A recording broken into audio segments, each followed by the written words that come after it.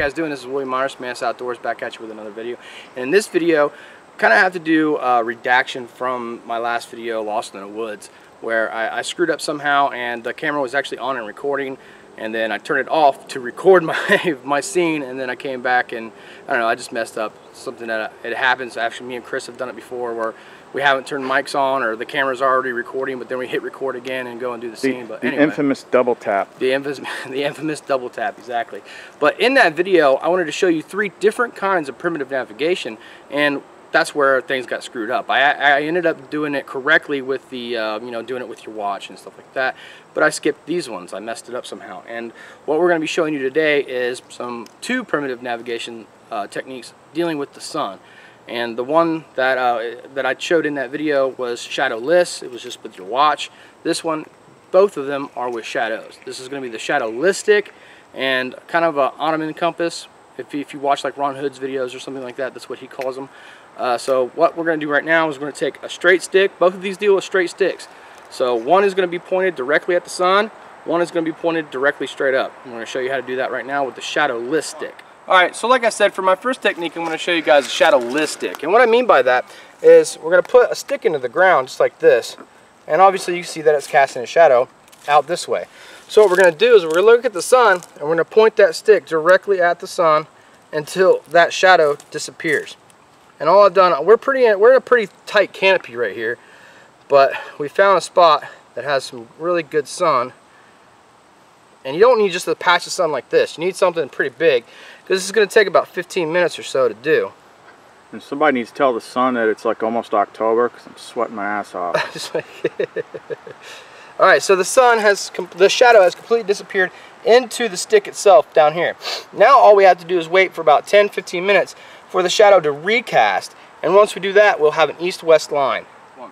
Alright, so almost said for my next trick, bushcraft magician. So for the next technique, we're actually going to be working a little bit more personal with shadows itself. So what we're going to do is we're going to put a stick in directly straight up and down, and we're going to wash the shadow.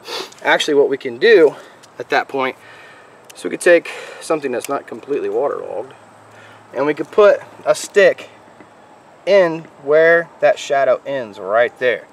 And now we're going to wait, instead of 15 minutes. See, I don't like this method. I use it, but I prefer the shadowless stick a little bit better, because all I have to do is point it at the sun, leave it alone, wait about 10-15 minutes, maybe 20, come back, check it, I got my east-west line, I'm rolling. With this, I have to sit here, and every 10 minutes I have to mark the shadow positions 3 or 4 times, and then I'll get my east-west position. So we'll see you in about 10 minutes. And this is all just to demonstrate to you how important it is to just bring a compass.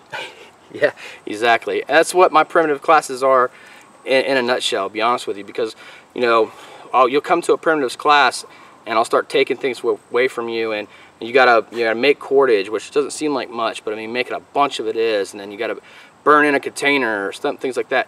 By the time you leave that primitives class, you're like, I love the things that are in my pack and I'm gonna guard them with my life, because, you know, primitive techniques aren't easy.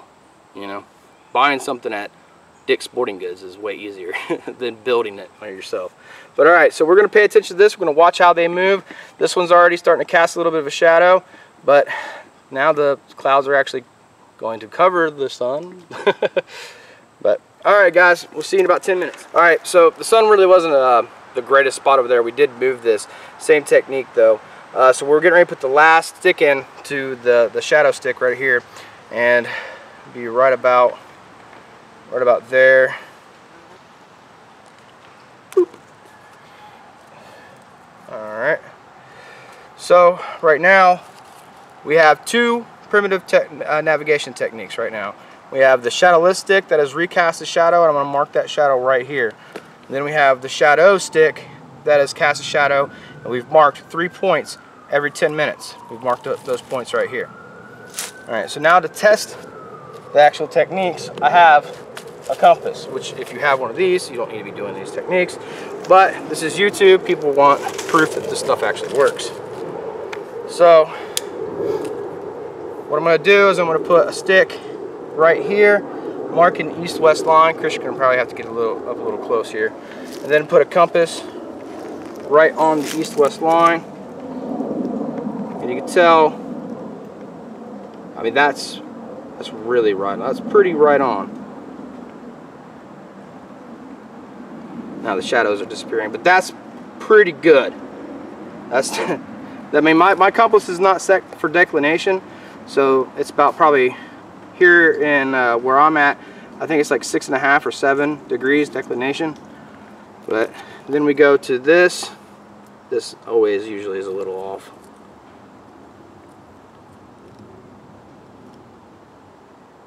Yeah, it's a little off. Let's see.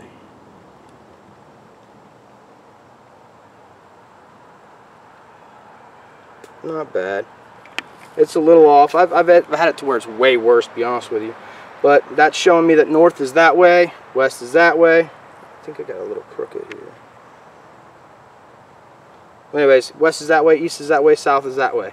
So what I can do from here, and it could be a good idea to do both these techniques.